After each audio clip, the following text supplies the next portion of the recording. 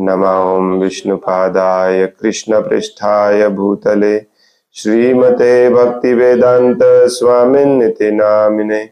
नमस्ते सारस्वती देवे गौरवाणी प्रचारिणे निर्विशेषा शून्यवादी पाश्चात्य देशतारिणे। जय श्री कृष्ण चैतन्य प्रभु नित्यानंद श्री अद्वैत गदाधर श्रीवासादि गौर भक्त वृंद। हरे कृष्ण कृष्ण कृष्ण हरे हरे, हरे राम राम राम हरे हरे। मुखं करोति वाचालं पंगुं लंघयते गिरिं यत्कृपातमहं वन्दे श्रीगुरुं दीनतारिणम्। हरे कृष्ण। श्रीमद् भागवतम स्कंध 4 अध्याय 14 वेन राजाची कथा, श्लोक नंबर 2।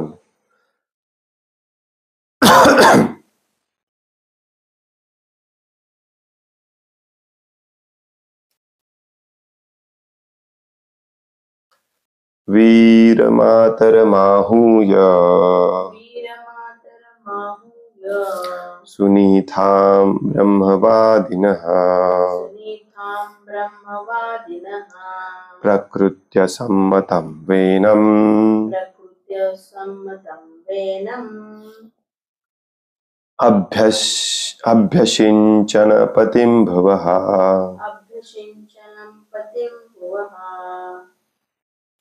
वीरमातरमाहूय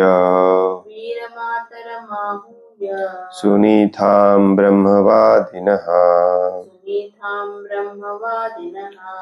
प्रकृत्य सम्मतं वेनम् अभ्यषिञ्चन पतिं भुवः।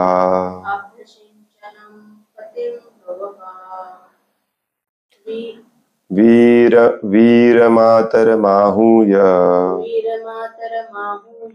सुनीतां ब्रह्मवादिनः प्रकृत्य सम्मतं वेनम् अभ्यषिञ्चन पतिं भुवः।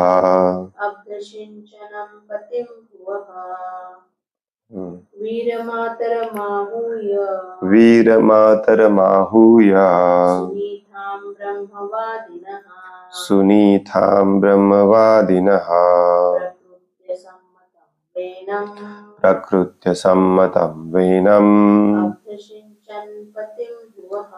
अभ्यषिञ्चन पतिं भुवः। वीर वेनाचा, मातरम मातेस, आहूय बोलावून, सुनीतां सुनीता नावाच्या, ब्रह्मवादिनः वेद पारंगत महान ऋषी मुनी,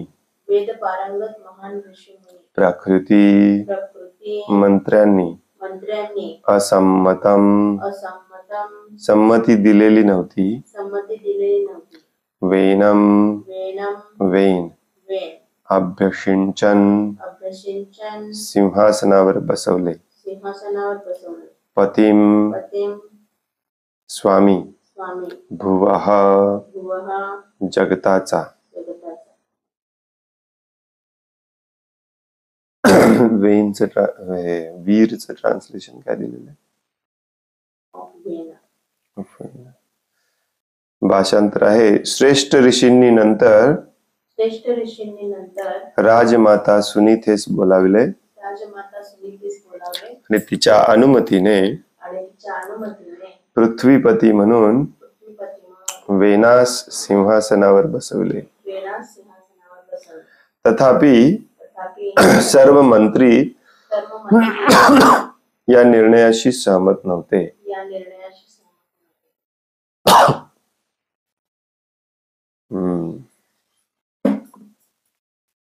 काल आपण वाचलं की भृगु मुनींच्या मार्गदर्शनाखाली असलेल्या सगळ्या मुनींना विचार पडला की आता अंग राजा राज्य सोडून गेलेत, तर राज्याचं कसं होणार? मग दुसरा कोणता पर्याय नव्हता, म्हणून त्यांनी सुनीथेला बोलवलं, वेनाच्या आईला, आणि तिच्या अनुमतीने वेनाला सिंहासनावर बसवले.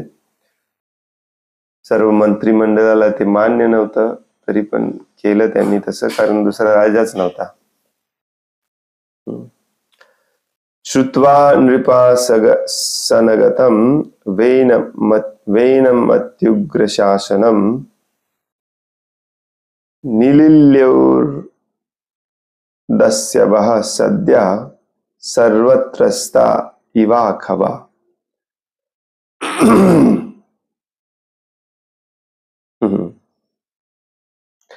इंटरेस्टिंग. वेन अतिशय कठोर आणि क्रूर आहे हे पूर्वीपासूनच सर्वांना ज्ञात होते, म्हणून तो राजसिंहासनावर आरूढ झालेला आहे हे राज्यातील चोरांनी आणि दरोडेखोरांनी ऐकताच त्यांना त्याचे फार फार भय वाटले. इतकेच नव्हे तर उंदीर जसे सापांपासून स्वतःला लपवितात, तसेच त्यांनी वेनापासून स्वतःला इकडे तिकडे लपवून घेतले.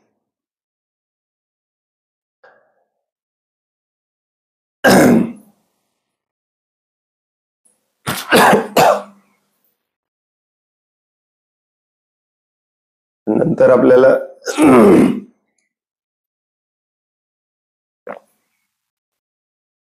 आपल्याला हे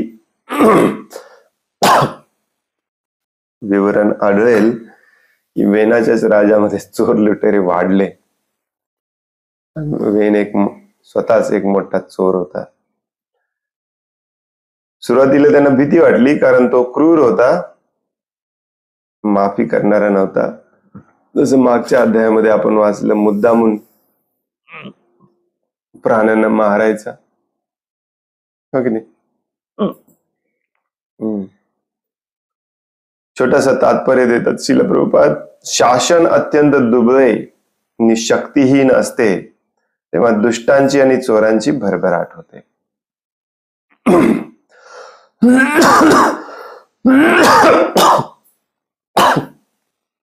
सॉरी.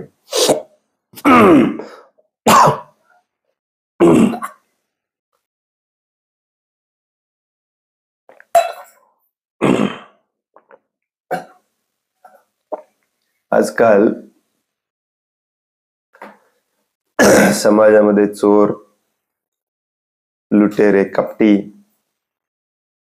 लोकांची संख्या खूप वाढलेली आहे, कारण शासनाचा कंट्रोल नाही, हो की नाही? प्रगत देशांमध्ये आपण स्वतःला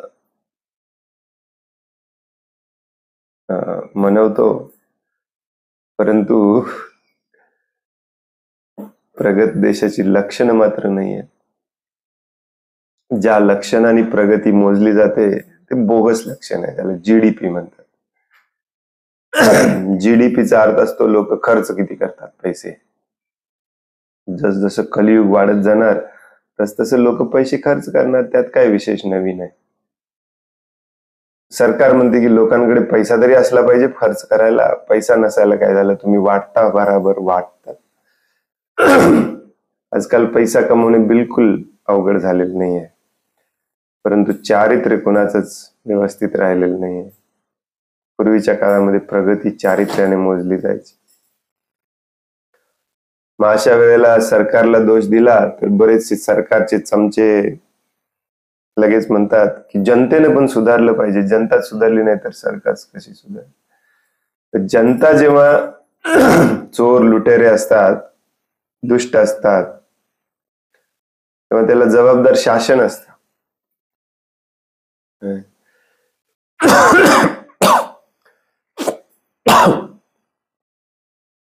भ्रष्ट शासन पैसा घेऊन चोर लुटेऱ्यांना सोडत असेल तर मग चोर लुटेरे वाढणारच, हो की नाही? भ्रष्ट शासनाची ही लक्षणं असतात. चोराला ते सोडतात आणि चांगल्या माणसाला पकडतात, साधूला पकडतात. त्याचप्रमाणे शासन अत्यंत बलशाली असते तेव्हा सर्व चोर लुटारू नाहीसे होतात. अथवा स्वतःला लपवून घेतात. अर्थात वेन काही चांगला राजा नव्हता, मात्र तो दुष्ट आणि क्रूर म्हणून प्रख्यात होता, म्हणून सगळे घाबरलेले. अशा प्रकारे राज्य निदान चोर आणि लुटारूंपासून तरी मुक्त झाले. ऋषी मुनींना वाटलं की समाज थोडासा कंट्रोल मध्ये तरी राहील. कसं काल आपण वाचत होतो की राजा नसेल तर मग कंट्रोल कोण करणार. वेन राजा क्रूर होता, दुष्ट होता, त्यामुळे चोर लुटारे थोडे लपून बसले, कंट्रोल मध्ये राहिले. दुसरा कोणी पात्र असा राजा नव्हता, म्हणून त्यांनी असं केलं. कोणी एखादा प्रश्न विचारू शकतो की या सगळ्या ऋषी मुनींनी एवढे महान विद्वान असताना देखील वेनालाच का सिंहासनावर बसवलं? तर कारण दुसरा कोणी पात्र व्यक्ती नव्हता त्यावेळेला.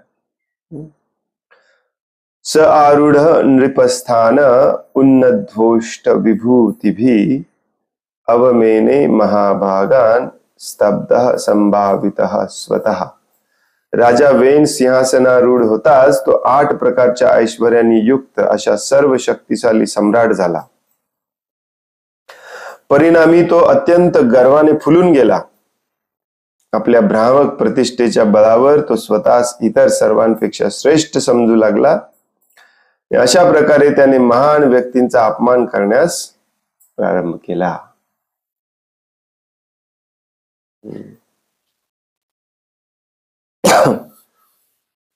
साधूंना त्रास देणे हे दुष्टांचं लक्षण असतं आणि चोर लुटाऱ्यांना आश्रय देणे पुढे पुढे येईल. तात्पर्य या श्लोकामध्ये अष्टविभूतिभी अर्थात 8 ऐश्वर्यांनी हा शब्द महत्वपूर्ण आहे. राजाने 8 ऐश्वर्यांनी युक्त असणे आवश्यक आहे. योग अभ्यासाद्वारे राजा सामान्यतः अशी 8 ऐश्वर्ये प्राप्त करीत असे. अशा राजांना राजर्षी अर्थात ऋषी तुल्य राजा असे म्हटले जात असे. योगाच्या अभ्यासाद्वारे राजर्षी हा सूक्ष्माहूनही अतिसूक्ष्म होऊ शकत असे, मोठ्यापेक्षा मोठा होऊ शकत असे आणि इच्छेनुसार हवी ती वस्तू प्राप्त करू शकत असे. तो मोठ्या साम्राज्याचीही निर्मिती करून त्यातील प्रत्येकावर नियंत्रण करून त्यांच्यावर शासन तर करू शकत असे. ही राजाची काही ऐश्वर्य असत. राजा वेनाने मात्र योगाभ्यास केलेला नव्हता, तरी आपल्या राजपदाने तो अत्यंत गर्विष्ठ झाला. तो अविचारी असल्यामुळे त्याने स्वतःच्या सामर्थ्याचा दुरुपयोग करून महान पुरुषांचा अपमान करण्यास प्रारंभ केला. शास्त्रामध्ये सगळीकडे तुम्हाला हेच आढळेल की जे दुष्ट प्रवृत्तीचे शासक असतात मेनली त्रास देतात चांगल्या लोकांना. वाईट लोकांना त्याचा त्रास जास्त होत नाही, कारण वाईट लोकांच्या बळावरच ते सत्तेवर आलेले असतात.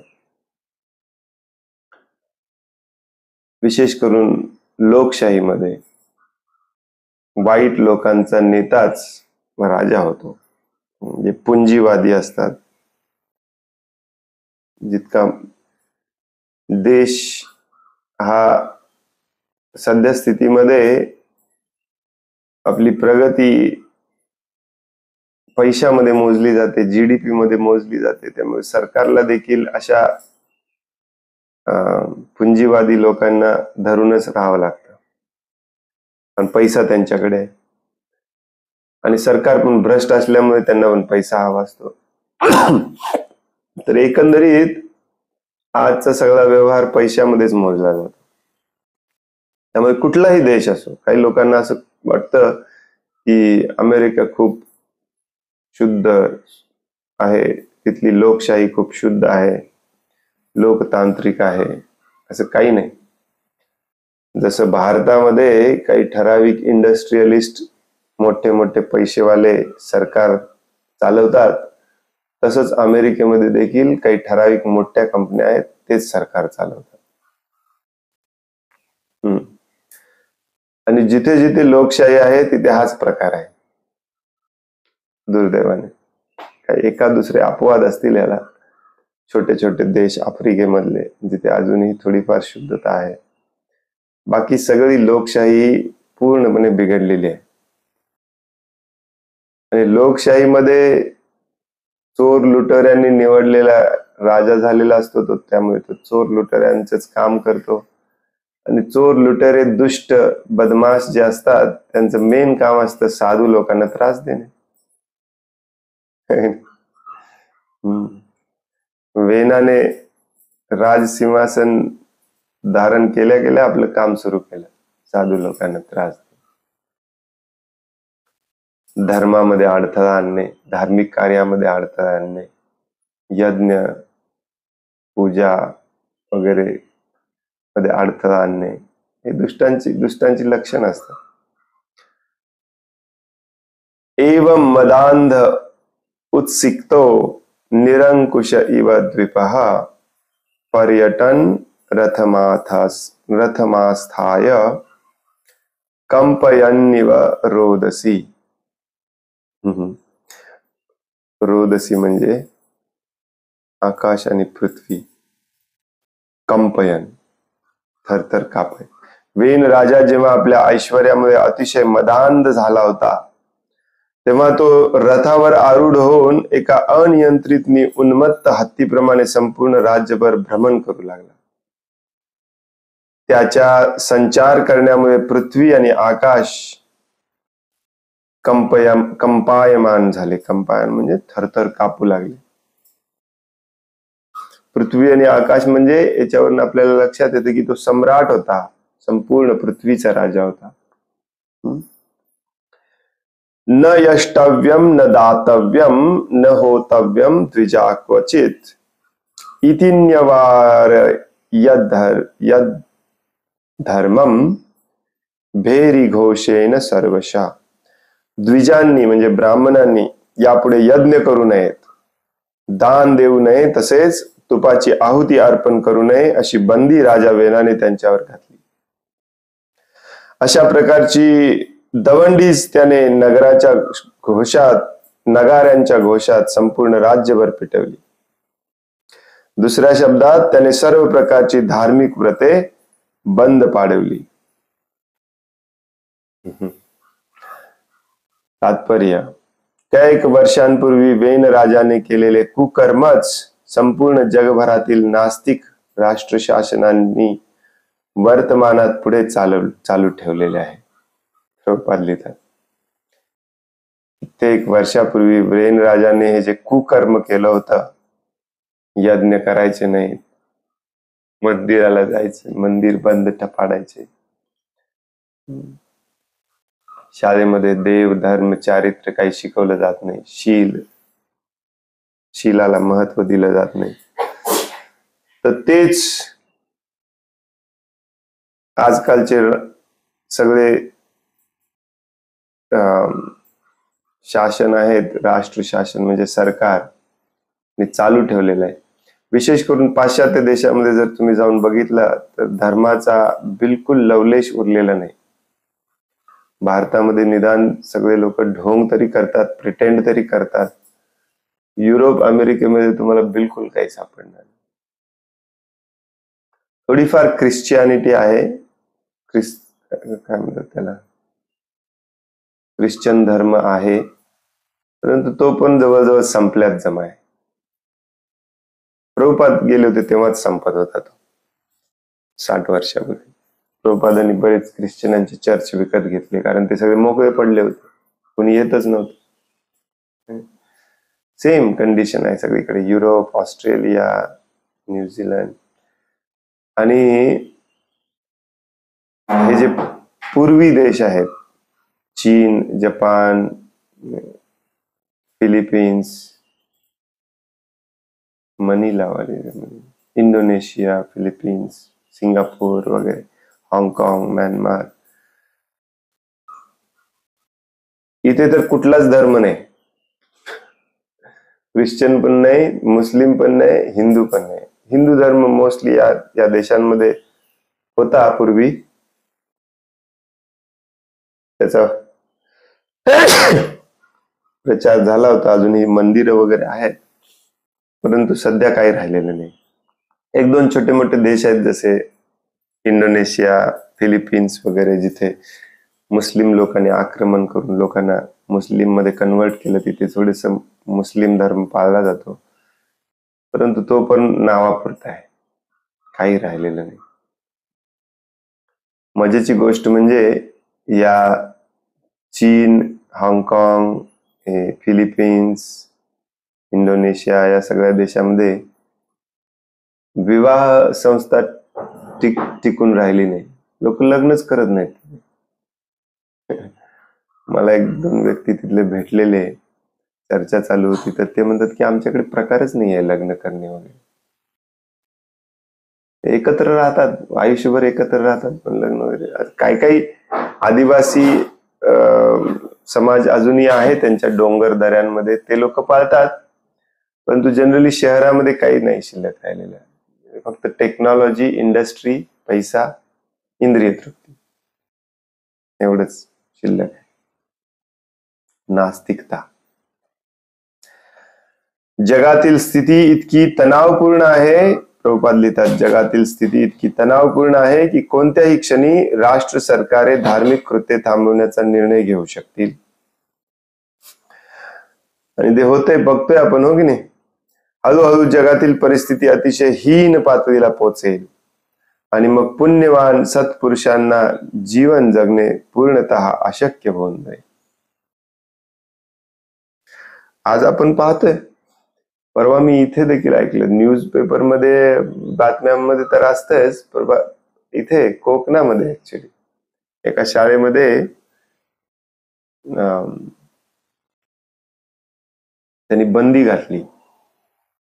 हे आपण जे बिंदी किंवा मुली लावतात ना, ते लावायचे नाही, हातामध्ये बांगड्या घालायचे नाही, लहान मुलींना शाळा बंधन घालते, रक्षाबंधनला राखी बांधून यायचं नाही.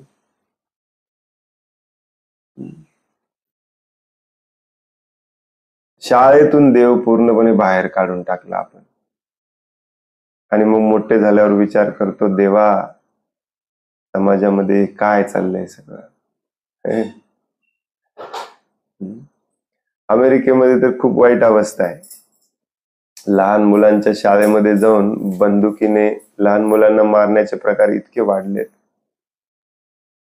आम्ही जेव्हा होतो तेव्हाच 1-2 वेळा झालेलं, आता रिसेंटली पण झालं. आणि अशा वेळेला लोक हेच लोक म्हणतात जे या शिक्षण पद्धतीचा सहमत असतात, या शिक्षण पद्धतीला एनकरेज करतात,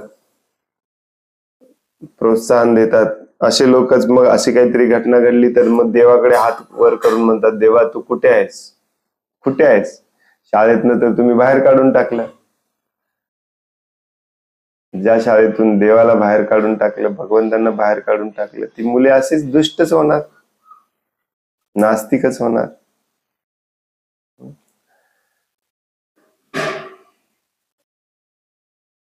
हळूहळू जगाची परिस्थिती अतिशय हीन पातळीला पोहोचेल आणि मग पुण्यवान सत्पुरुषांना जीवन जगणे पूर्णतः अशक्य होऊन जाईल. काही लोक म्हणतात की पुण्यवान सत्पुरुष साधू आहेत, मग यांना का त्रास होतोय. भौतिक जग बनवलंय त्रास देण्यासाठी.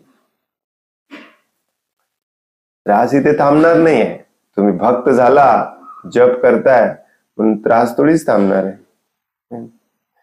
हे सगळं लक्षात घेऊनच श्रील प्रभुपादांनी आपल्याला भौतिक दृष्ट्या देखील जीवन कसं जगलं पाहिजे याचं मार्गदर्शन केलं, परंतु आपण त्याच्याकडे दुर्लक्ष करतो. महादेव प्रभूंनी एक व्हिडिओ पाठवलेला काल ग्रुपमध्ये, तुम्ही बघितला, किती जणांनी बघितला माहिती नाही, मला वेळ नव्हता, मी काल बघितला. तो एक व्यक्ती मुलाखतीमध्ये सांगतोय की 2027 पर्यंत महायुद्ध व्हायची पूर्ण शक्यता आहे. 2027च्या महायुद्धानंतर खूप मोठी महामारी पण येणार. महायुद्धाच्या मागे मागे महामारी असतेच. जगातील आत्ताची जी लोकसंख्या आहे त्यातले जवळ 30 ते 40% लोक मरणार आहेत 2-3 वर्षामध्ये, पटापटा पटापट. कोरोनामध्ये ऍक्च्युली कोरोनाची फक्त आपल्याला भीती दाखवली सरकारने. ऍक्च्युली लोक एवढे जास्त मेले नाहीत. कोरोनापेक्षा जास्त लोक भारतामध्ये टीबीने मरतात, थंडी तापाने मरतात. एका वर्षामध्ये. त्याच्यापेक्षा कमी लोक मेले करोनामध्ये, परंतु भीती किती वाटली आपल्याला. सगळे चुपचाप घाबरले होते. मग विचार करा, तुम्ही अजून महामारी बघितलेलीच नाही आहे. आपल्या आपल्या आपल्या आधीच्या पिढीने बघितली. प्रभुपादांच्या काळामध्ये प्लेग वगैरे यायचा, असे पटापटा पटापटा माशासारखे माणसं मरायची. अर्धे प्लेगने मरायचे, अर्धे घाबरून मरायचे. खायला अन्नधान्य मिळणार नाही, जंगलं नसणार आहेत, गाय शिल्लक राहणार नाही. ही परिस्थिती आता सध्या उपस्थित होते. परवा पुण्याला गेलो होतो तेव्हा एक प्रभूजी भेटलेले, अगदी यंग 22 वर्षाचे. ते आपले लेक्चर वगैरे ऐकतात. खूप इन्क्विजिटिव्हली चौकशी करत होते. मग हे असं कसं काय, मग ते तसं कसं काय. ज्याला ज्याला हे भ्रष्टाचार कळाला ना, तो सत्याकडे वळतो. त्या पूर्वजन्माची सुकृती असेल त्या प्रभूजींची. ते प्रभूजी म्हणत होते की आई वडिलांना हे समजावून सांगायचं खूप कठीण झालंय. हो प्रभूजी, काय कठीण झालंय? का कठीण जाते तुम्हाला आई वडिलांना, पत्नीला समजावून सांगायला, पतीला समजावून सांगायला? भौतिक परिस्थिती बघा. भक्तीचा तुम्ही शब्द नाही वापरला, भक्तीचा कन्सेप्ट जरी नाही वापरला तरी चालेल. नुसती भौतिक परिस्थिती बघा काय आहे सध्याची. कसे जगतोय आपण, काय जगतोय कोणाला माहिती नाही. म्हणजे पुण्यामध्ये जे लोक राहतात, किती लोकांना कॉन्फिडन्स आहे याच्यामध्ये सुधारणा होईल. ट्रॅफिक, पोल्युशन, फसवा फसवी, धक्काबुक्की, एकमेकांचा द्वेष, तिरस्कार, स्वार्थ, जिथे बघेल तिकडे ओढाताण, पाय ओढणे, सरकारी ऑफिसमध्ये, सरकारच्या शासनाच्या ऑफिसांमध्ये वगैरे भ्रष्टाचार, हे सगळं तुम्हाला वाटते थांबणार आहे? नाही थांबणार.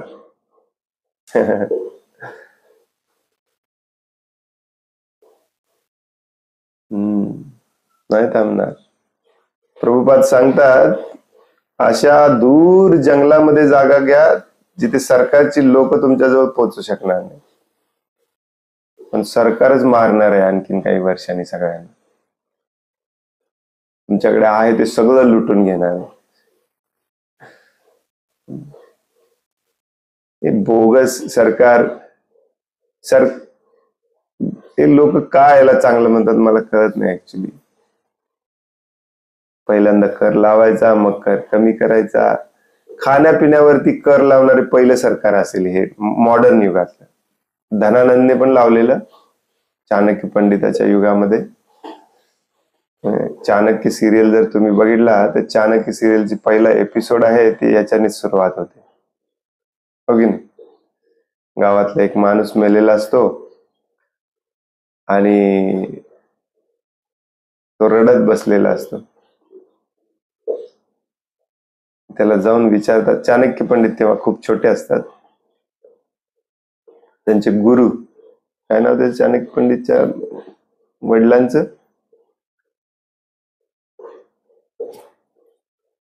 चाणक्यच असंच काहीतरी नाव आहे ना, त्याच्यावरूनच त्यांना चाणक्य नाव पडलं. ते का दुसरे कोणीतरी, मला आता आठवत नाही, खूप वर्षापूर्वी मी बघितलेलं. त्याला जाऊन विचारतात काय झालं, तर तो म्हणतो की राजाने प्रेत जाळायला जी लाकडं लागतात त्याच्यावरची पण टॅक्स लावलाय, त्यामुळे मला परवडत नाही. आता मी माझ्या वडिलांचा अंतिम संस्कार कसा करणार? ही परिस्थिती आहे सध्याची. परिस्थिती पण हीच आहे. भारत जगातल्या सगळ्या टॉप 10 मधल्या देशांमध्ये आहे जिथे सगळ्यात जास्त कर वसूल केला जातो. आणि दुर्दैवाने सगळ्या देशांमध्ये, बरं का, भारतातच नाही, सगळ्या देशांमध्ये दुर्दैवाने कर हा फक्त आणि फक्त मिडल क्लास लोकांकडूनच वसूल केला जातो. जे धनवान आहेत त्यांच्याकडून कधी कर वसूल, त्यांना बरोबर पळवाटा माहिती असतात टॅक्स कसा वाचवायचा. आणि जे गरीब आहेत त्यांच्याकडे काही नाहीच आहे टॅक्स द्यायला. मला ऐकून आश्चर्य वाटेल, वर्णाश्रम व्यवस्थेमध्ये टॅक्स फक्त शेतकरी द्यायचे, बाकी कुणी नाही द्यायचं, कारण उत्पन्न तेच करत होते.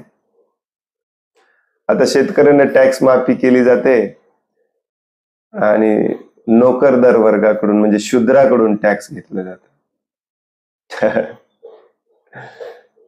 सगळी उलटापालट झालेली आहे. मग याच्यामुळे होणार काय, जसं इथं लिहिलेलं आहे की हळूहळू चांगल्या लोकांना, सत्पुरुषांना जीवन जगणे पूर्णतः अशक्य होऊन जाईल.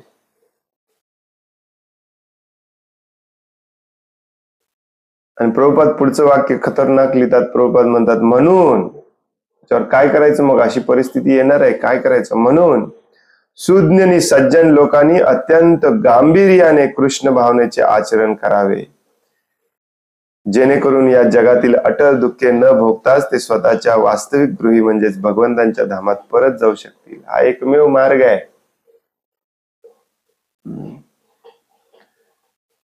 सिरियसली घेतलं पाहिजे, सुपर सिरियसली घेतलं पाहिजे. सिरियसली घेत नाही आपण, गुरुची आज्ञा सिरियसली घेत नाही, गुरुचे आदेश सिरियसली घेत नाही. गुरु म्हणून फक्त नाचतो, जय प्रभुपाद जय प्रभुपाद. प्रभुपादांनी सांगितलंय, शहर सोडा तुम्हाला जर सुखाने जगायचं असेल तर. भौतिक दृष्ट्या, बरं का, भौतिक दृष्ट्या जर सुखाने जगायचं असेल तर लवकरात लवकर शहर सोडा, लवकरात लवकर भक्तांच्या संघात जाऊन राहावा, लवकरात लवकर जंगलात दूर आतमध्ये जाऊन राहा, सरकारशी बिलकुल संबंध ठेवू नका. हे प्रभुपादांचे आदेश आहेत. आपण सिरियसली घेत नाही, गांभीर्याने घेत नाही. भक्ती कशी गांभीर्याने घेणार. बघा, हे काल पण मी थोडस बोलत होतो याच्यावरती, की भौतिक दृष्ट्या तुमचं जीवन चांगलं सुखकारक कसं करायचं प्रभुपाद सांगतात, ते उपदेश आपण सिरियसली घेत नाही. भौतिक सगळं सोडून भगवंतांना समर्पण, शरण जायचे उपदेश, आदेश जे आहेत ते थोडी सिरियसली घेणार आहे. तुम्हाला वाटते ते सिरियसली घेणार आपण? भौतिक दृष्ट्या, मी शब्द पुन्हा पुन्हा वापरतोय, भौतिक दृष्ट्या म्हणजे तुमचं खाणं पिणं, राहणीमान, आयुष्य आराम हे चांगलं कसं होईल याच्यासाठी प्रभुपादांनी जे उपदेश दिलेत ते उपदेश आपण घेत नाही. शहरामध्येच 10 बाय 10च्या खोलीमध्ये खितपत पडले.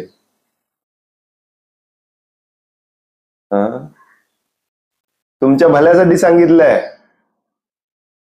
साधू जो असतो ना, ऋषी मुनी साधू जे असतात, आचार्य जे असतात, त्यांना आपल्या सगळ्या अनुयायांची खूप काळजी वाटत असते. जे काही सांगतात ते सगळं त्यांच्या कल्याणासाठी सांगतात, इन्क्लुडिंग भौतिक परिस्थिती तुमची कशी सुधारायची.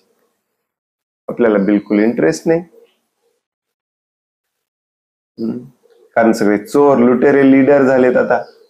नाही प्रभुपादांचं वाचतात, नाही प्रभुपादांचं ऐकवतात, नाही प्रभुपादांचं ऐकवलं तरी त्याला उलटून पुलटून बदलून सांगतात. पुण्यामध्ये एक प्रभूजी माझ्याशी युक्तिवाद करत होते. प्रचारासाठी प्रभूजी मग व्यासासनावर बसलं तर चालते ना. मी सांगत होतो व्यासासनावर अशाच लोकांनी बसलं नसलं पाहिजे. मग त्यांना मी लगेच तिथे काढून दाखवलंच. भागवतमच्या पहिल्या स्कंदामध्ये, पहिल्या अध्यायामध्ये 6व्या श्लोकामध्ये प्रभुपादांनी असं लिहिलेलं आहे. त्याच्यावर पण ते युक्तिवाद करतायत. मग प्रभूजी असं आहे ना, देश कालपात्राप्रमाणे थोडस हे करायला पाहिजे ना, ते करायला. अरे मग उद्यापासून जय प्रभुपाद म्हणायचं बंद करा ना. प्रभुपादांनी अगदी सुरुवातीला सांगितलंय असं असं केलं पाहिजे. एवढं पण ऐकायचं नाही तुम्हाला. तुम्हाला काय माहितीये, भगवद्गीता पण समजावून सांगता येत नाही, नाही कुठले भागवतम माहितीये, नाही वेद माहितीये, काय माहितीये, परंतु स्वतःच मत मांडणं मात्र मला माहितीये. मला असं वाटतंय. आणि म्हणूनच तुम्ही दुःखी कष्टी जीवन जगताय. पोल्युशन मध्ये, नाकामध्ये सगळा कार्बन डायऑक्साईड भरत भरत जाताय मंदिराला रोज. प्रभुपादांनी सांगितले राहू नका तिथे. तुमचं जीवन भौतिक दृष्ट्या, अजून एकदा शब्द वापरतोय मी, भौतिक दृष्ट्या चांगलं करण्यासाठी प्रभुपादांनी तुम्हाला हे सगळं सांगितलं. ते पण ऐकायचं नाही. मग फक्त कल्पना करा, ते ऐकायचं नाही. मग सगळं सोडून भगवंतांना शरण जायचं, काय ऐकणार आहे तुम्ही? स्टबर्न, अहंकारी झालेत सगळे. बिलकुल ऐकायचंच नाहीये आपल्याला. आपले आचार्य काय होते, आपण काय आहोत. आज श्रील नरोत्तम दास ठाकूरांचा तिरोभाव दिवस आहे. सगळ्या पूर्व आचार्यांमध्ये सगळ्यात आवडते आचार्य माझे म्हणजे नरोत्तम दास ठाकूर. Amazing personality. त्यांचं चरित्र वाचा तुम्ही, अंगावर काटा येईल तुमच्या. एका राजाचे पुत्र होते, राजकुमार होते. 16व्या वर्षी घर सोडलं त्यांनी चैतन्य महाप्रभूंच्या आदेशावर.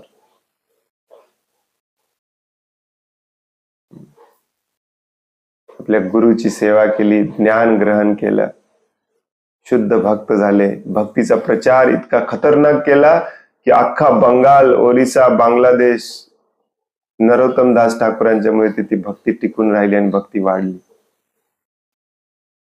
सगळ्या अँगलनी. आणि इतके दीनहीन भावना, जास्तीत जास्त जे वैष्णव गीत आपण गातो ना ते सगळे नरोत्तम दास ठाकूरांचे.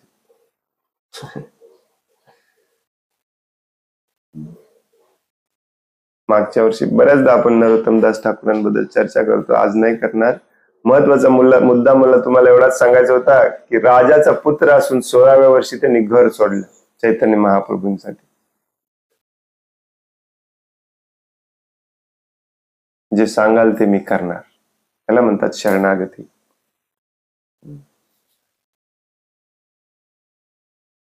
गुरुच्या आदेशावरून वृंदावन सोडलं. परफेक्ट उदाहरण आहे ना. आपल्याला वृंदावन मध्ये जाऊन राहायचं असतं. आणि तेच नरोत्तम दास ठाकूर सांगतात की वृंदावनला कोण जाऊ शकतो, ज्याची भौतिक आसक्ती पूर्णपणे नष्ट झालेली आहे, निघून गेलेली आहे, तोच वृंदावनला जाऊ शकतो, बाकी कुणी नाही जाऊ शकतो. गौरंगा बोलिते हबे पुलक शरीर. अमेझिंग. प्रभुपाद लिहितात, म्हणून सुज्ञ आणि सज्जन लोकांनी अतिशय अत्यंत गांभीर्याने कृष्ण भावनेचे आचरण करावे, जेणेकरून या जगातील अटळ दुःखे न भोगताच ते स्वतःच्या वास्तविक गृही म्हणजेच भगवंतांच्या धामात परत जाऊ शकतील. शहरात राहून भक्ती मी करू शकतो असं ज्यांना ज्यांना वाटतंय ना, ते सगळ्यात मोठ्या भ्रमात आहेत, सगळ्यात मोठ्या भ्रमात. हे महाभयानक शारीरिक मानसिक दुःखाने पीडित होऊन त्यांची भक्ती पण नष्ट होणार आहे. कारण जेव्हा शारीरिक आणि मानसिक दुःख आपल्याला वेढून टाकतं ना, कव्हर करतं, तेव्हा कोणी आठवत नाही आपल्याला. No Krishna, no Radhe Radhe, no Gauranga, nothing.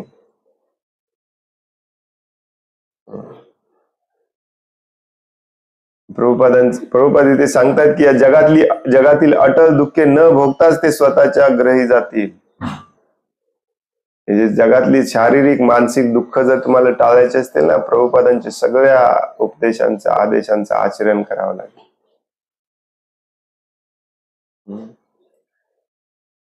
Prabhupada म्हणतात, तुम्हाला खायला अन्न लागतं, अंग झाकायला कपडे लागतात, स्वतः तयार करा, संपला विषय. अजून कशाला, कुठली काय आर्थिक प्रगती पाहिजे तुम्हाला?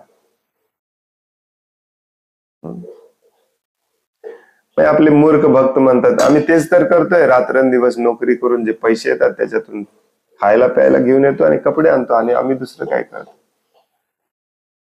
परंतु ती सिस्टीम भगवंतांनी दिलेली सिस्टीम नाही आहे, ती तुम्ही शोधून काढलेली सिस्टीम आहे. म्हणून तर तिथे तुम्हाला दुःख भोगावं लागतं, स्ट्रेसफुल जीवन जगावं लागतं. या भौतिक जगामध्ये मी स्वामी आहे, मीच ठरवणार, ही ज्यांची मनोवृत्ती असते ना, ते सदैव दुःखी असतात, सदैव. तुम्हाला ऐकून आश्चर्य वाटेल, काल मी एक लेक्चर ऐकत होतो, हा नाम अपराध आहे. रोज आपण म्हणतो आपल्या लक्षात येत नाही. सगळ्यात मेन महत्वाचा नाम अपराध आहे, 10 नंबरचा नाम अपराध. कुठला?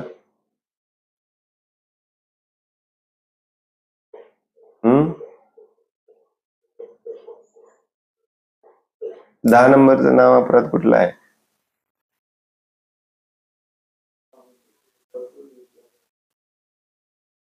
हरे कृष्ण महामंत्राच्या जपावर पूर्ण विश्वास नसणे आणि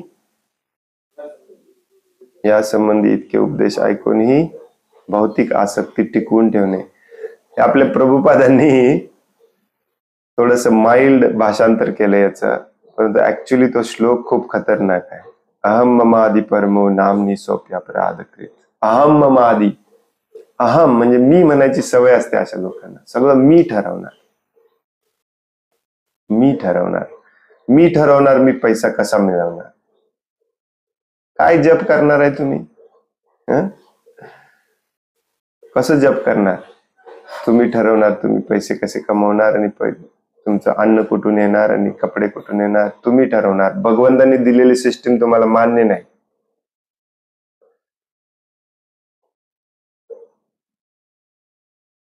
श्रुत्वापि, व्हॉट इज श्रुत्वापि? श्रुत्वापि नाम महेता प्रीति रहितो.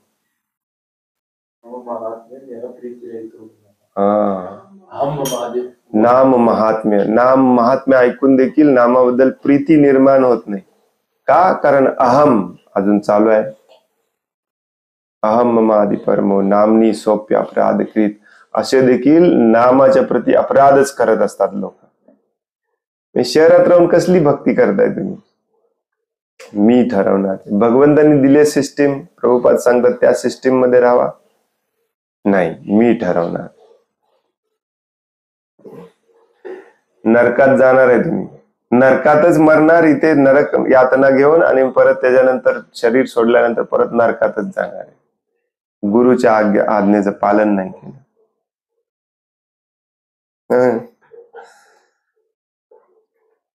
कलियुगामध्ये जेवढं भ्रष्ट सरकार, वेन राजासारखं, त्याचा त्रास, सगळ्यात जास्त त्रास होणार आहे सज्जन साधू व्यक्तींना.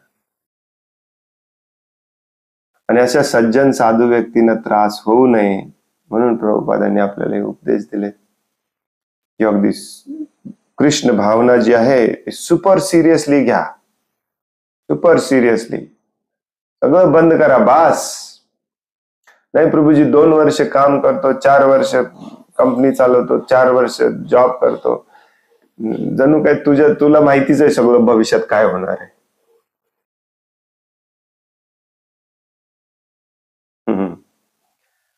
आणि मग हे जे आता जे सांगत होते ना ते की 2027 ला महामारी येणार आहे, 2030-32 पर्यंत पूर्ण जग बदलून जाणार आहे, भयानक परिस्थिती होणार आहे, भयानक, अति भयानक. ऑलरेडी जे आता आहे आज तीच मला अति भयानक वाटते. अजून काय अति भयानक होणार आहे माहिती नाही, परंतु सिरियसली घ्यायला आपण तयार नाही. आपल्याला असं वाटतं की याच्यातून पण मी माझ्या अहम ममाती, माझ्या प्लॅनिंगने, माझ्या अहंकाराने मी याच्यातून पण माझ्या शरीराला सोडवेन, माझ्या शरीराला असं सुखी ठेवेन, तसं सुखी ठेवेन. अरे तू शरीर नाहीच आहेस. हे चाललेलं आहे आपलं सगळं. Super busy, super busy, super busy.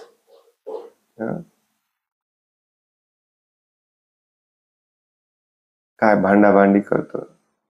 Narottam Das Thakur एका राजाचा मुलगा होता. त्यांचे वडील पण लवकर गेले, परंतु सगळं राज्य सगळं त्यांनी आपल्या चुलत भावाला दिलं आणि गेले चैतन्य महाप्रभू. आजकाल चुलत भावाला देणे हा तर प्रकारच राहिलेला नाही. सख्या भावाला देत नाही, चुलत भावाला कोण देणार? जे आहे आपल्याकडे सोडायची इच्छा नाही, भगवंतांना शरण जायची इच्छा नाही. आणि नरोत्तम दास ठाकूर हे परफेक्ट उदाहरण आहे की वाणी तुम्हाला शुद्ध बनवू शकते, वापू नाही, सहवास नाही. चैतन्य महाप्रभू जगन्नाथपुरीमध्ये आहेत म्हणून ते 16व्या वर्षी त्यांनी घर सोडलं आणि चैतन्य महाप्रभूंना भेटायला निघाले. रस्त्यातच त्यांना बातमी आली की चैतन्य महाप्रभू जग सोडून गेले. जगन्नाथपुरीला ते गेलेच नाही, तिथूनच रस्ता बदलला, वृंदावनकडे निघाले. का? कारण तिथे मला रूप सनातन गोस्वामी भेटतील, डायरेक्ट चैतन्य महाप्रभूंचे शिष्य. तिथे जाऊपर्यंत रूप सनातन गोस्वामी पण गेले.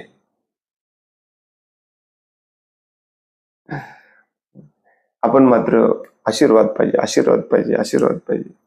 आशीर्वाद हा त्यांच्या वाणीमध्ये असतो. वाणी जर तुम्ही श्रवण केली, त्याचं आचरण केलं, तर तुम्ही पण महान भक्त बनू शकता. चैतन्य महाप्रभू एकेकाला असे टच केले की ते शुद्ध भक्त व्हायचे, कितीही बदमाश असू दे. याचा अर्थ असा नाही की चैतन्य महाप्रभूंच्या फक्त टच मध्येच, स्पर्शामध्येच, आशीर्वादामध्येच ताकद होती. चैतन्य महाप्रभूंच्या वाणीमध्ये पण ताकद होती. चैतन्य महाप्रभूंच्या नावामध्ये ताकद आहे. नाम नाम अकारी बहुधा निज सर्व शक्तीस. जर आपण नाव तितक्या सिरियसली घेतलं तर. म्हणून नरोत्तमदास ठाकूर म्हणतात, गौरंगा बोलिते हबे पुलक शरीरा. गौरंग म्हटल्यावर तुमच्या अंगावर जर काटा येत असेल तर तुम्ही वृंदावन मध्ये प्रवेश करायला पात्र आहे. नाही तर तुम्ही वृंदावन मध्ये जाऊनच येत नाही. तुमचं शरीर फक्त वृंदावन मध्ये जाऊन.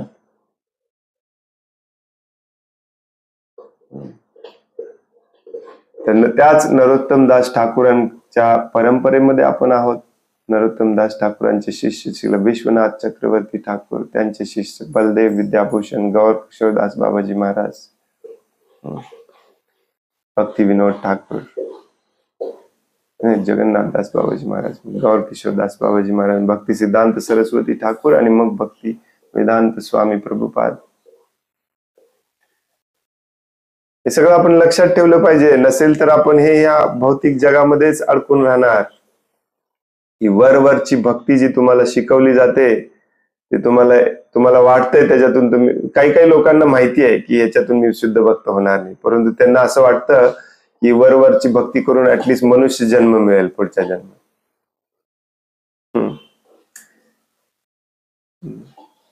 प्रल्हाद महाराज म्हणतात, दुराशया, व्हॉट इज दॅट श्लोक, दुराशया बहिरार्थ मानिना. सुंदर प्रल्हाद महाराजांची शिकवण तुम्ही वाचली पाहिजे. सुंदर प्रल्हाद महाराज इतकं सुंदर सांगले. या श्लोकामध्ये वेन राजाची पण कथा येते बघा. How does it start?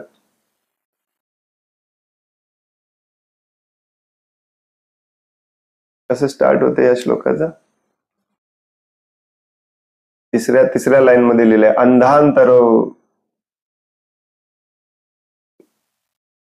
उपनियमाना. मग हे असे जे दुराशयी असतात ना, दुराशय म्हणजे काय? दूर म्हणजे वाईट आणि आशा, वाईट आशेवर जगणारे. आपण सगळे वाईट आशेवर जगणारे आहोत. एक दिवस पुणे चांगलं होईल, सुंदर होईल, स्वच्छ पुणे, सुंदर पुणे. याला म्हणायचं दुराशया. दुराशया बहिरार्थ मानिना, प्रल्हाद महाराज म्हणतात. हे दुराशयावर जगणारे सगळे बहिरार्थ मानिना काय करतात?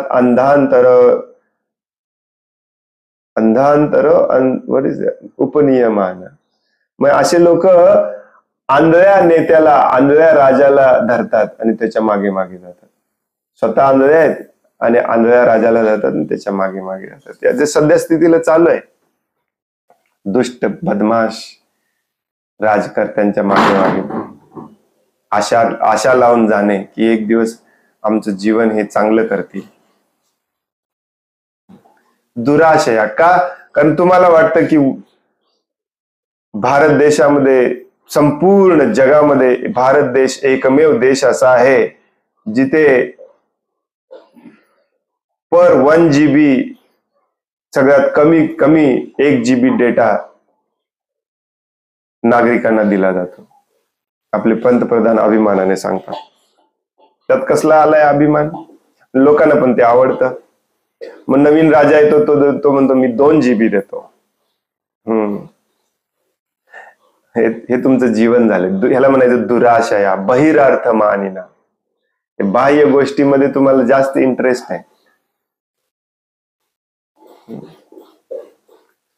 मग असे लोक कसे असतात?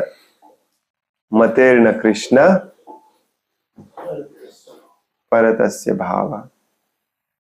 इंटरेस्ट नाही कृष्ण भावनेमध्ये बिलकुल. प्रिटेंड करतात परंतु बिलकुल इंटरेस्ट नाही. ऍक्च्युली तुम्हाला आश्चर्य वाटेल, श्रील प्रभुपाद भगवद्गीतेमध्ये म्हणतात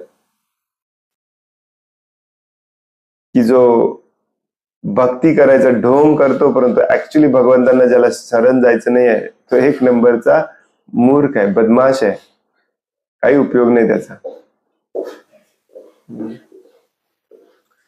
सो व्हेरी इम्पॉर्टंट, तुम्हाला या परिस्थितीची जाणीव करून घ्यायची असेल तर भागवतम सिरियसली वाचलं पाहिजे, आणि या परिस्थितीतून बाहेर पडायचं असेल तर श्रील प्रभुपादांचे उपदेश आदेश सिरियसली घ्यावे लागतील.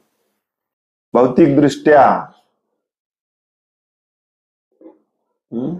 भौतिक दृष्ट्या हरे कृष्ण. कोणाला काही प्रश्न आहे, काही सांगायचं आहे?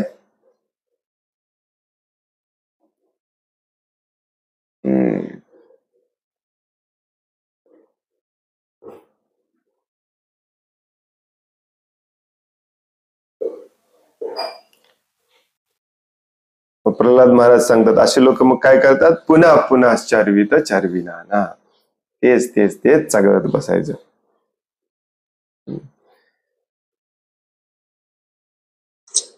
हरे कृष्ण प्रभूजी, दंडवत प्रणाम. हरे कृष्ण, दंडवत प्रणाम. परवा तुम्ही सांगत होतात की कलीने विचारलं की मी कुठे राहू, तर तुम्ही म्हणाल होतात की मग कलीला सांगितलं त्यांनी की तू सोन्यात राहा म्हणून. आय थिंक काही दसऱ्याच्या 1-2 दिवसाआधी मागे पुढे चाललं होतं आपलं ते.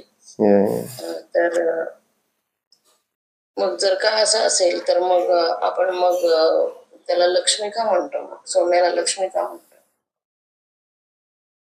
हे ऐश्वर्य आहे, हे ऐश्वर्य सगळं, ऐश्वर्याची जी अधिष्ठाती देवता आहे ती लक्ष्मी देवी आहे, त्यात चुकीचं काही नाही. परंतु लक्ष्मी जी ही भगवंतांच्या सेवेसाठी आहे, तुमच्या भोगासाठी नाही आहे. लक्ष्मी सहस्त्र सतसंभव सेव्यमानम. लक्ष्मी जी ही भगवंतांची इटर्नल शाश्वत कॉन्सर्ट आहे, म्हणजे शाश्वत अशी एक लक्ष्मी नाही, हजारो लक्ष्मी वैकुंठामध्ये. भगवंतांची पत्नी आहे, भगवंतांची सेवा करणे हेच तिचा एकमेव धर्म आहे. आणि त्या भगवंतांच्या पत्नीचा जर तुम्ही भोग घ्यायचा ठरवलं, मग तुमच्या इतका मूर्ख कोण आहे? त्याला लक्ष्मी म्हणणे हे चुकीचं नाही आहे, लक्ष्मीचा अर्थ काय हे आपल्याला माहिती नाही, हे चुकीचं आहे. लक्ष्मी गोळा करून आपल्या भोगासाठी वापरण्याचा आपण प्रयत्न करतो, ते चुकीचं आहे.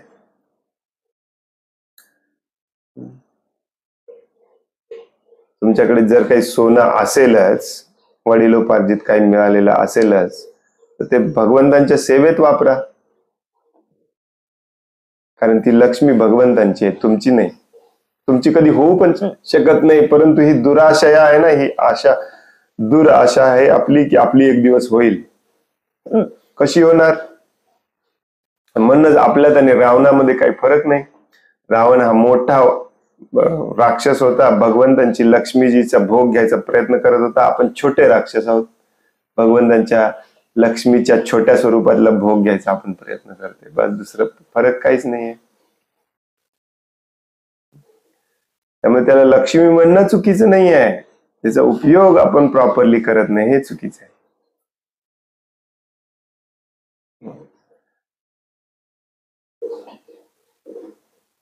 कालच मी कोणाला तरी सांगत होतो की अमोल प्रभूजींचा माझं बोलणं चाललेलं, हे जे विरक्ती, वैराग्य, हे सगळं मनातून असलं पाहिजे.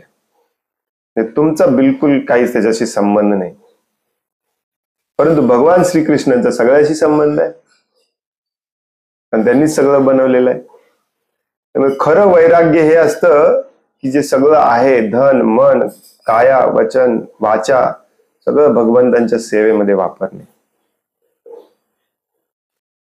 त्यामुळे टाकून देणे हे मूर्खपणा असतं, भगवंतांच्या सेवेत वापरलं पाहिजे. लक्षात? काल आमची चर्चा चाललेली संस्था रजिस्ट्रेशन वरून, तर इथे एक शिवजींचे भक्त आहेत, अगदी शुद्ध, म्हणजे आजपर्यंत मला शुद्ध वैष्णव देखील आजपर्यंत भेटला नसेल, एवढे शुद्ध आहेत मनाने. ऍक्च्युली त्यांच्याकडे 160 गायी आहेत. सध्या खूप वाईट परिस्थिती आहे गायींची त्यांच्याकडे पण. त्यांना आम्ही सजेस्ट करत होतो की एक ट्रस्ट वगैरे रजिस्टर करा, त्याच्या मागे डोनेशन घ्या. ते म्हणतात की मला ना सरकारचं काही करायचं आहे, ना मला सरकारला काही उत्तर द्यायचं आहे. शिवजी बघून घेतील. दुःख द्यायचं असेल दुःख देतील, सुख द्यायचं असेल सुख देतील. हे चुकीचं काही नाही आहे याच्यामध्ये, परंतु आपल्याला प्रभुपादांनी आणि वैष्णवांनी आपण ज्या संप्रदायात आहोत तिथे सांगितलेलं आहे, वैराग्य हा युक्त वैराग्य असला पाहिजे. निर्बंधे कृष्ण संबंधे. माझा कशाशी संबंध नाही, परंतु भगवान श्रीकृष्णांचा सगळ्याशी संबंध आहे. त्यामुळे मला जे काही मिळेल किंवा माझ्याकडे जे काही आहे ते मी भगवंतांच्या सेवेत वापरणार. या दृष्टिकोनातून बघायला गेलं तर मग सगळंच चांगलं आहे. लक्ष्मीजी पण चांगले आहेत. बऱ्याच आपण जनरल पब्लिक मध्ये वगैरे बोलताना, मित्रांमध्ये वगैरे बोलताना म्हणतो की पैसा खूप वाईट असतो प्रभूजी, मैत्री टिकत नाही, पैसा खूप वाईट असतो. पैसा थोडीच वाईट असतो, पैसा कागदाचा तुकडा आहे. सोनं पैसा हे लक्ष्मीजीचे प्रतीक चिन्ह आहेत. ऍक्च्युली लक्ष्मी नाही, लक्ष्मीजीची प्रतीक चिन्ह आहेत ही. ऍक्च्युली लक्ष्मी ती ते आपल्या जवळ ठेवून त्यातून जी भावना निर्माण होते ना, त्याला लक्ष्मी म्हणतात.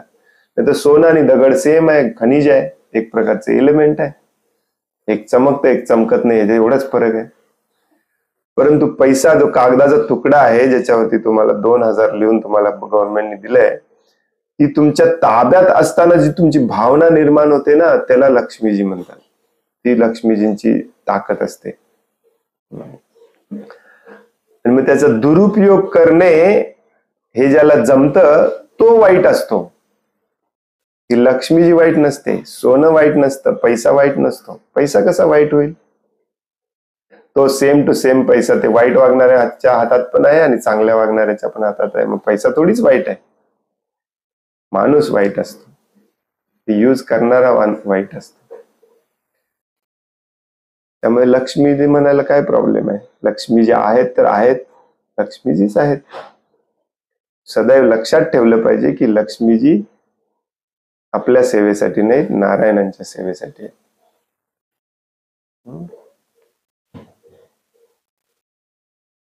हरे कृष्ण. हरे कृष्ण प्रभू. हे फक्त मी तुम्हाला जस्ट एक कन्फर्म करायला विचारलं. मी हेच तुम्ही जे म्हणालात ना, ऑलमोस्ट या शब्दामध्ये मी काल रात्री माझ्या मुलाला समजवलं. हे त्यांनी हा प्रश्न त्यांनी मला काल विचारला होता आणि मी तोच तुम्हाला सेम विचारला, आणि तुम्ही जे सांगितलंय तेच मी त्याला काल समजवतो. तुम्ही जरा जास्त डीप मध्ये सांगितलं. तुम्ही जेवढं सांगितलं की जे लक्ष्मी आहे त्याचा उपयोग आपण भगवंताच्या सेवेसाठी वापरला पाहिजे, तर त्या लक्ष्मीला आपण खऱ्या मार्गाने वापरला असा अर्थ होईल, असं म्हणून मी समजत. आध्यात्मिक ज्ञान आणि आध्यात्मिक ज्ञानाचं प्रशिक्षण आता कुठे राहिलं नाही ना. एज्युकेशन सिस्टम किंवा कुटुंब पद्धती, घरामध्ये देखील आई वडिलांचं हे पूर्वी आई वडील आपल्या मुलांना हे ज्ञान द्यायचे, परंतु आता हे कुठेच राहिलेलं नाही जगामध्ये. त्यामुळे माझ्या सुखासाठी जे लागतंय ते माझं आहे हा कन्सेप्ट लोकांच्या डोक्यामध्ये इतका फिट झालेला आहे की हे सगळं कोणाला लक्षात पण येत नाही की तुझं काही नाहीच आहे इथे. मुलांना तर बिलकुल माहिती नाही आजकाल. ट्रेनिंगच, शिक्षण पद्धतीच अशी झालेली आहे की त्यांना ट्रेनिंगच असं दिलं जातं की हे तुझं आहे आणि जे समोरच्याकडे दिसतंय ते पण तुला एक दिवस तुझं करून घ्यायचंय, आणि त्यात काही चुकीचं नाहीये. त्याच्याने भोग घ्यायचा, इंद्रिय तृप्ती. इंद्रिय जी तुझी आहेत त्यांना लागणारे जे साधन सामग्री आहे त्याच्यासाठी लक्ष्मी लागते. आपले भक्त पण काही लोक बऱ्याचदा म्हणतात पैशाचं सोंग करता येत नाही. काय काय आहे पैशामध्ये?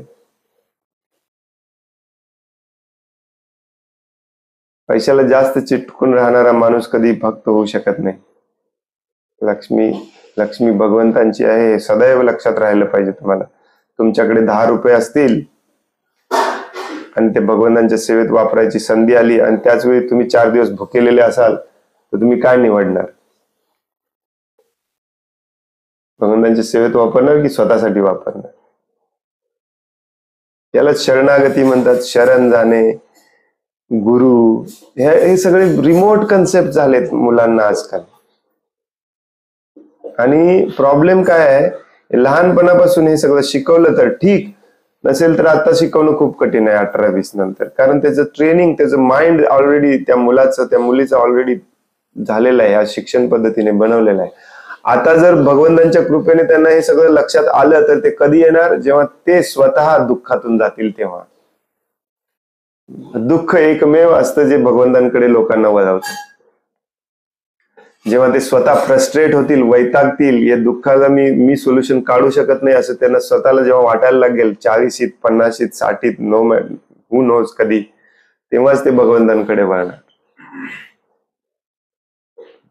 त्यामुळे मला कधी कधी खूप आश्चर्य वाटतं, जे 16, 18, 20 वर्षाचे 22 वर्षाची मुलं जेव्हा भक्तीमध्ये इंटरेस्ट दाखवतात, खूप सिरियसली वाचन श्रवण करतात, रोजच्या क्लासला येतात, पुढचं पाऊल घ्यायला तयार असतात, हे सगळ्यात भाग्यवान लोक आहेत.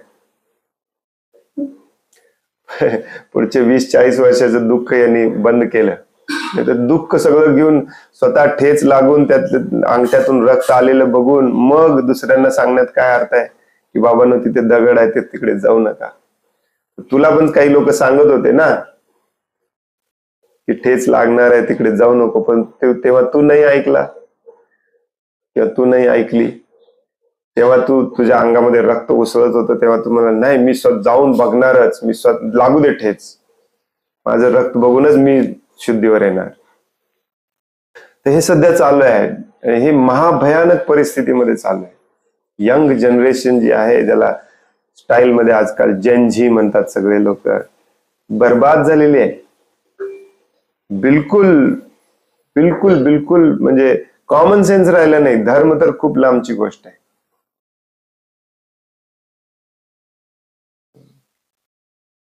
त्यामुळे हा कन्सेप्ट त्यांच्या डोक्यामध्ये, हा कन्सेप्ट नाही येतो, नाही लवकर शिरतो की हे माझं नाही आहे.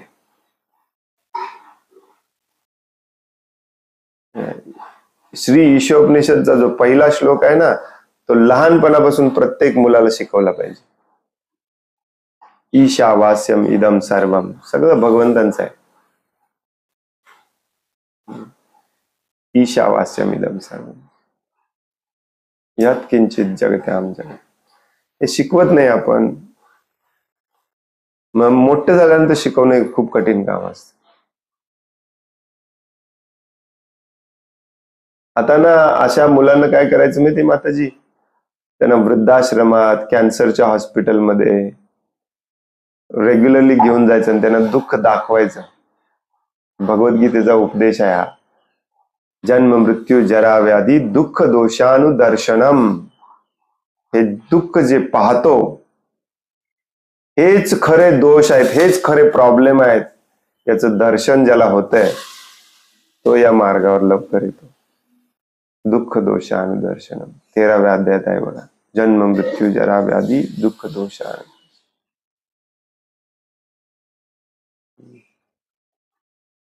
मग त्याला हळूहळू पटायला लागते हे जग जे आहे, जे अस्थिर आहे, असुखम अस्थिरम, हे जे शब्द वापरलेत भगवान, ते पटायला लागतात. चॅलेंज आहे, सगळं मोठं चॅलेंज आहे ऍक्च्युली आई वडिलांसमोर. अगदी लहानपणापासून जरी हे ट्रेनिंग द्यायचं म्हटलं तरी चॅलेंज आहे सध्याच्या युगामध्ये. कारण संघ समाज सगळा इतका बदललेला आहे. म्हणून प्रभुपाद म्हणतात कुठेतरी जंगलात जाऊन एकटं राहा, जिथे पियर प्रेशर नसेल.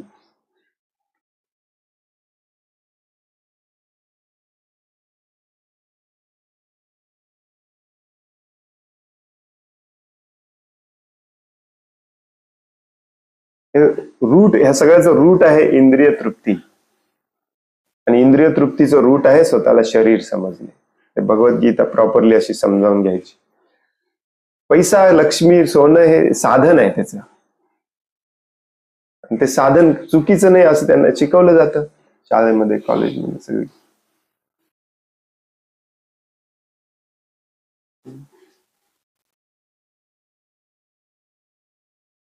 म्हणून परवा मी त्या प्रभूजींना पण सांगत होतो, आपण जप करा जप करा जप करा म्हणून सांगतो, कोण करतं कोण करत नाही, कोणी करतात ते प्रिटेंड करतात, निघून जातात. लोकांना पहिल्यांदा हे जगात नेऊन दाखवलं पाहिजे, विशेष करून लहान मुलांना, यंग मुलांना. दुःख बघा, जीवन, शुद्ध हवा काय असते आणि पोल्युशन काय असतं याचं ज्ञान दिलं पाहिजे त्यांना. हे दुःख पाहायला बघितल्याशिवाय कोणीही अध्यात्माकडे वळत नसतो. जो हे दुःख न पाहता अध्यात्माकडे वळतो ना, त्याने खूप मोठी सुकृती गोळा केलेली असते पूर्वजन्मामध्ये. त्याचे तसे केसेस खूप कमी असतात, लेस दॅन 1%. बाकी सर्वांना या जगातलं दुःख दाखवावं लागतं. आणि सगळे भ्रमित झाले. दुःख दोषानुदर्शन. प्रचार कार्य आपला असा असला पाहिजे, दुःख दाखवणे.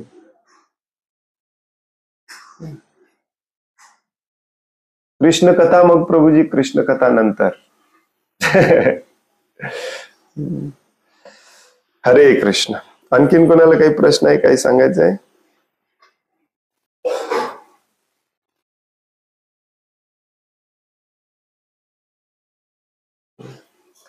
खूप खूप धन्यवाद. वांछा कल्पतरुभयश्च कृपा सिंधुभ्य एव च पतितानां पावनेभ्यो वैष्णवेभ्यो नमो नमः. अनंत कोटि वैष्णव वृंद की जय. वैष्णव ठाकुर श्रील प्रभुपाद की जय. ग्रंथराज श्रीमद् भागवतम की जय.